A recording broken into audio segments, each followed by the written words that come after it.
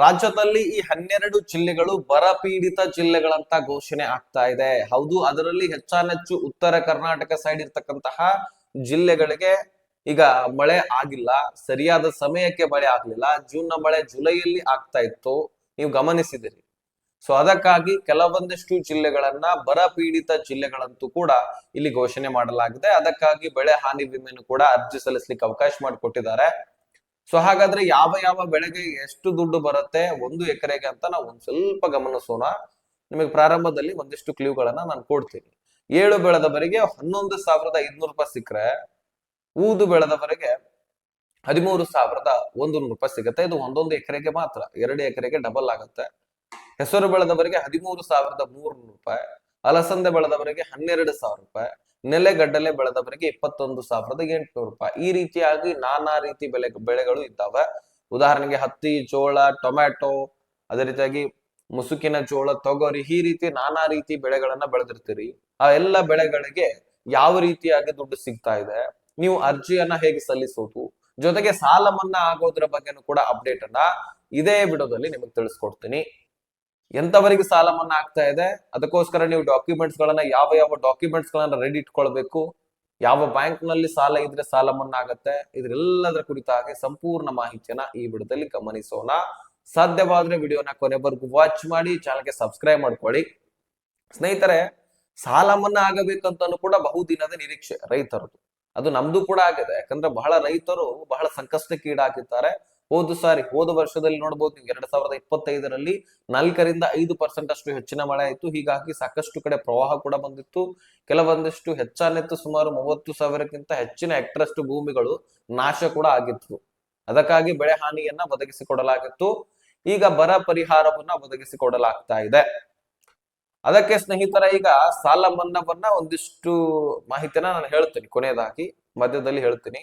ಈಗ ಮೊದಲು ಬೆಳೆ ಹಾನಿಯ ಬಗ್ಗೆ ನಿಮಗೆ ಕ್ಲಾರಿಫಿಕೇಶನ್ ಕೊಟ್ಬಿಡ್ತೀನಿ.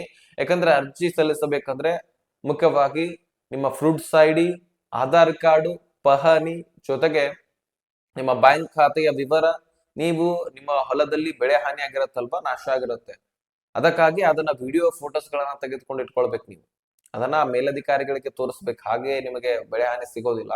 ಅದಕ್ಕಾಗಿ ಅವುಗಳನ್ನು ಕೂಡ ನೀವು ತೆಗೆದಿಟ್ಕೊಳ್ಬೇಕು.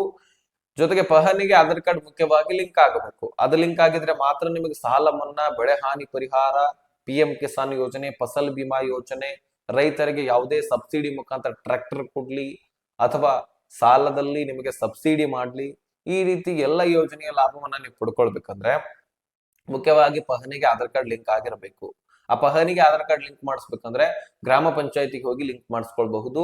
ಒಂದು ಪಹಣಿ, Aadhaar card, passport size photo, mobile ಸಂಖ್ಯೆ ತೆಗೆದುಕೊಂಡು ಗ್ರಾಮ ಪಂಚಾಯತಿಗೆ ಹೋಗಿ ಗ್ರಾಮ ಲೆಕ್ಕಾಧಿಕಾರಿಗಳ ಹತ್ರ ಹೋಗಿ ಅವ್ರು ಲಿಂಕ್ ಮಾಡಿಕೊಡ್ತಾರೆ. ಅಷ್ಟು ಮಾಡಿ ಇಷ್ಟೆಲ್ಲ ಡಾಕ್ಯುಮೆಂಟ್ಸ್ ತೆಗೆದುಕೊಳ್ತೀರಿ. ಗ್ರಾಮ 1, ಕರ್ನಾಟಕ 1, ಬಾಪೂಜಿ ಸೇವಾ ಕೇಂದ್ರಗಳಿಗೆ ಹೋಗಿದ್ರೆ ನೀವು ಸಿಂಪಲ್ ಆಗಿ ಅರ್ಜಿ ಮಾಡಿ ಕೊಡ್ತಾರೆ. ಅರ್ಜಿ ಸಲ್ಲಿಸ್ಕೊಟ್ಟ ತಕ್ಷಣ ನಿಮ್ಮ ಅರ್ಜಿ ಕಂಪ್ಲೀಟ್ ಆಗತ್ತೆ. ತದನಂತರ ಏನ್ ಮಾಡ್ಬೇಕು ಅನ್ನುವಂಥದ್ದನ್ನು ಕೂಡ ಅಲ್ಲೇ ತಿಳಿಸ್ತಾರೆ. ಓಕೆ, ಅಷ್ಟು ಮಾಡಿದ್ರೆ ನೀವು ಬೆಳೆ ಹಾನಿ ವಿಮೆಗೆ ಅರ್ಜಿಯನ್ನ ಸಲ್ಲಿಸಿದ ಹಾಗೆ ನಿಮಗೆ ಈ ಬರ ಬಿದ್ದಿರ್ತಕ್ಕಂತಹ ಜಿಲ್ಲೆಗಳಲ್ಲಿ, ಉದಾಹರಣೆಗೆ ನಮ್ಮ ಉತ್ತರ ಕರ್ನಾಟಕ ಸೈಡ್ ಬೆಳಗಾವಿ ಆಗಿರ್ಲಿ, ವಿಜಯನಗರ ಆಗಿರ್ಲಿ, ಬೀದರ ಆಗಿರ್ಲಿ, ಕೊಪ್ಪಳ ಆಗಿರ್ಲಿ, ಹಾಸನ ಆಗಿರ್ಲಿ, ಹಾವೇರಿ ಆಗಿರ್ಲಿ, ಜೊತೆಗೆ ಇನ್ನು ಹಲವಾರು ಜಿಲ್ಲೆಗಳಲ್ಲಿ ಈಗ ಬರ ಬಿದ್ದ್ಬಿಟ್ಟಿದೆ. ಮಳೆರಾಯನ ಆರ್ಭಟ ಇಲ್ಲಿ ಇಲ್ವೇ ಇಲ್ಲ, ಮಳೆರಾಯನ ಸುಳಿವೇ ಇಲ್ಲ. ಯಾವಾಗ ಆಗಬೇಕಾಗಿತ್ತು ಮಳೆ ಆವಾಗ ಆಗ್ಲಿಲ್ಲ. ಈಗ ಜುಲೈ ಕೊನೆಯದಾಗಿ ಮಳೆ ಬಂದಿದೆ, ಸ್ವಲ್ಪ ದಿನ ಮಾತ್ರ, ಅದು ಕೂಡ. ಸೊ ಹೀಗಾಗಿ ಇಲ್ಲಿ ಎಲ್ಲವೂ ಕೂಡ ಬರ ಬಿದ್ದಂಗ ಆಗ್ಬಿಟ್ಟಿದೆ. ಅದಕ್ಕಾಗಿ ಸರ್ಕಾರ ಇದಕ್ಕೆ ಪರಿಹಾರ ಒದಗಿಸಿಕೊಡ್ಲಿಕ್ಕೆ ಈ ಅರ್ಜಿಯನ್ನ ಕರೆದಿದ್ದಾರೆ. ಅರ್ಜಿಯನ್ನ ನೀವು ಸಲ್ಲಿಸಬಹುದು. ಅದಕ್ಕಾಗಿ ಇನ್ನು ಸಾಲ ಮನ್ನನ್ನು ಕೂಡ ಕೊಡುವಂತಹ ಸಾಧ್ಯತೆ ಇದೆ. ಈಗ ಪರಿಶೀಲನೆ ನಡೀತಾ ಇದೆ ಅಂತೆ.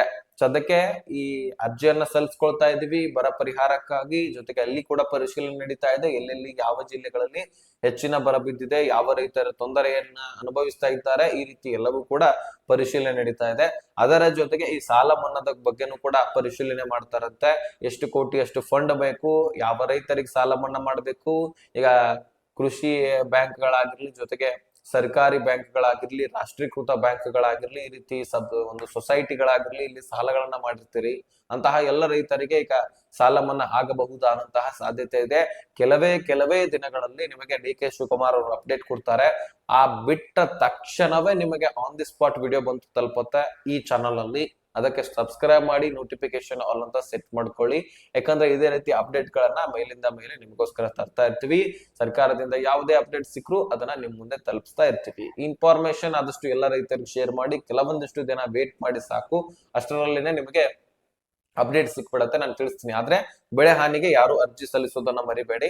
ನಿಮಗೆ ಹೆಕ್ಟರ್ಗೆ ಒಂದು ಎಕರೆಗೆ ಸುಮಾರು 11,000ಕ್ಕಿಂತ ಮೇಲ್ಗಡೆನೆ ಜಮಾ ಆಗ್ತಾ ಇದೆ, ಮತ್ತು ನೀವು ಬೆಳೆದಿರ್ತಕ್ಕಂತಹ ಬೆಳೆಗಳ ಆಧಾರದ ಮೇಲೆ ದುಡ್ಡು ಜಮಾ ಆಗುತ್ತೆ. ಓಕೆ, ಇನ್ಫಾರ್ಮೇಶನ್ ಶೇರ್ ಮಾಡೋದು, ಸಬ್ಸ್ಕ್ರೈಬ್ ಮಾಡಿ ನೋಟಿಫಿಕೇಶನ್ ಅಂತ ಸೆಟ್ ಮಾಡಿ. ಮತ್ತೆ ನೆಕ್ಸ್ಟ್ ಮಾಹಿತಿ ಸಿಗೋಣ. ಅಲ್ಲಿ ತನಕ ಬಾಯ್ ಬಾಯ್, ಟೇಕ್ ಕೇರ್ ಫ್ರೆಂಡ್ಸ್.